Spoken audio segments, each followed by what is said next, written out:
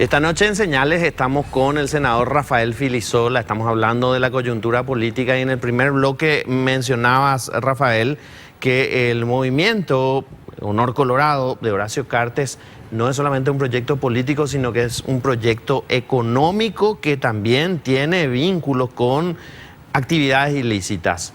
Pero además de esto que planteas de las actividades ilícitas, también tiene una mano metida en la justicia, o tenía aparentemente una mano muy fuerte metida en la justicia, y vos pasaste por ese proceso con acusaciones, con procesos judiciales, y viviste lo que es la política dentro de la justicia. Sí, ahí, a ver, el problema de la justicia es uno de los problemas más serios que tenemos en el país. O sea, en todos los indicadores que existen internacionalmente que miden a los países, Paraguay está aplazado en Estado de Derecho y en justicia.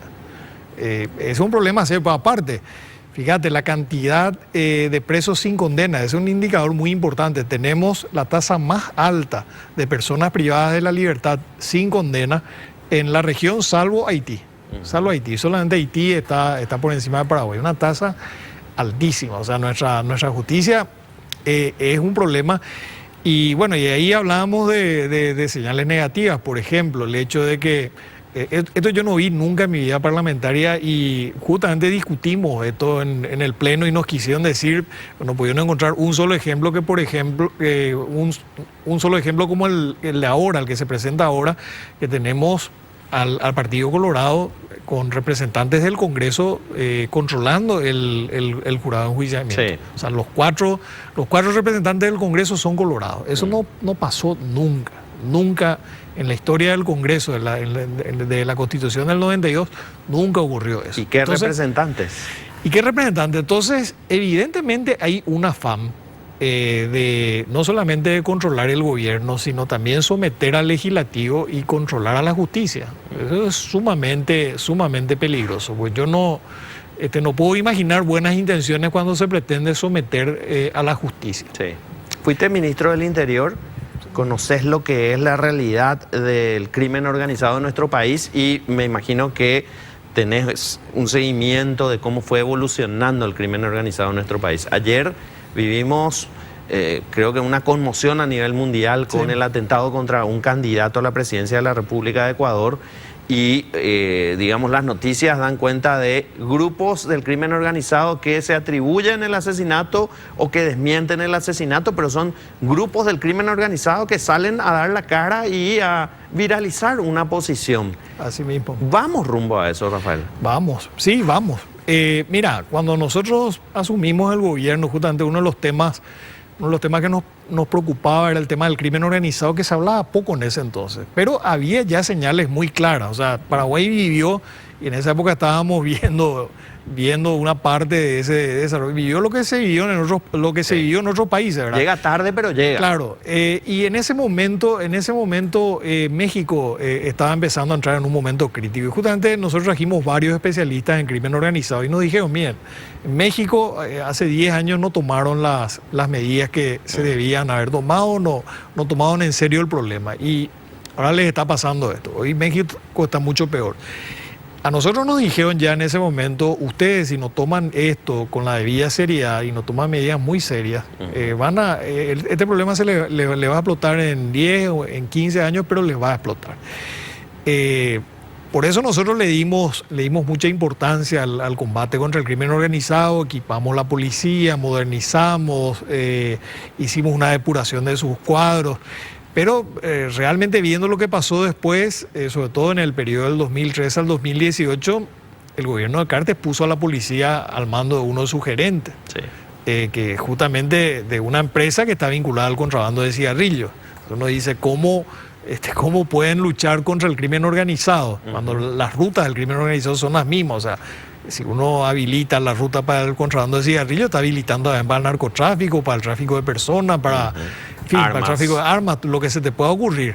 Entonces, Ese es un tema que a mí me preocupa mucho. ¿Qué margen van a tener las autoridades, el ministro del Interior, el ministro de Defensa? ¿Qué margen van a tener para hacer un buen trabajo? Y fíjate que durante el gobierno de Cartes se disparan todo lo que sea EPP, que en este momento por lo menos aparentemente su capacidad de acción está bastante reducida. Pero en ese momento, a partir del 2013, exponencialmente aumentaron los atentados, los secuestros, en fin. Fue un momento muy, muy, muy delicado. Así que y este gobierno asume encima con el sistema carcelario en crisis. Fíjate vos que en Ecuador hay varias alertas que se fueron dando en los últimos años.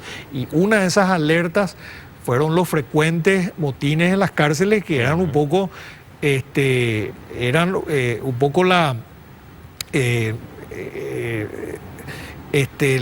demostraban la situación del sistema carcelario controlado por organizaciones criminales. Claro. Los motines eran más el síntoma que la causa. Y acá tenemos una situación similar. Bueno, hoy, sin ir más lejos, el PCC hizo asesinar a 3 de sus soldados en distintos penales. Así mismo. Porque el sistema de justicia, entre comillas, del PCC determinó que habían violado algún código. Sí, yo le estaba escuchando al ministro de Justicia y relataba eso justamente. O sea, lo dice, las personas privadas de libertad están, vamos a decir, están bajo custodia del Estado. El Estado es responsable de las personas privadas de libertad. Resulta ser que dentro de las cárceles el PCC o el Clan Rotella o quien sea ejerce este tipo de actos de justicia, entre comillas, ¿verdad? No, es una locura, es una locura y se traslada a las calles. Yo recuerdo haber escuchado el discurso electoral de Santiago Peña y una de sus plataformas fue Ceaușescu, pero Ceaușescu no significaba, por lo menos por lo que yo escuché o interpreté, una lucha frontal contra el crimen organizado. Claro, es que el Chespi finalmente es lo que queda del crimen organizado, porque vos tenés las grandes rutas del narcotráfico, donde nosotros, América del Sur, es el patio trasero del gran negocio. Para que tenga una idea, se estima que el tráfico de drogas, de sustancias prohibidas en general, mueve algo así como 400.000 millones de dólares al año. O sea, es una barbaridad.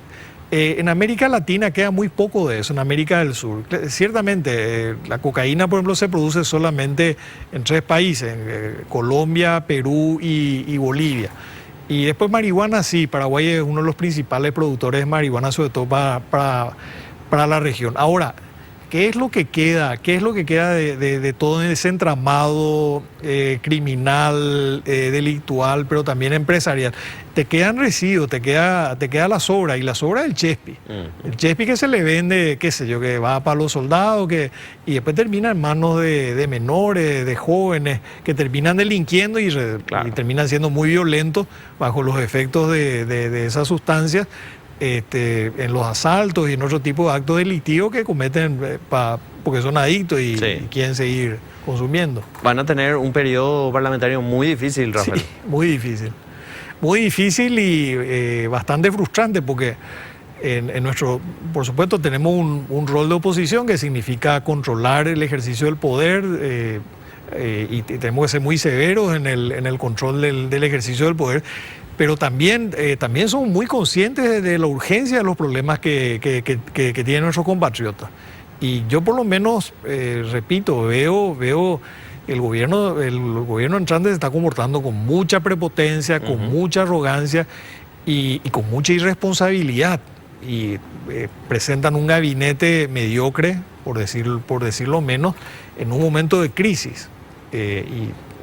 Son elementos que nos hacen vislumbrar una responsabilidad por parte de ellos y una conciencia por parte de ellos de la dificultad de la tarea que tienen por delante.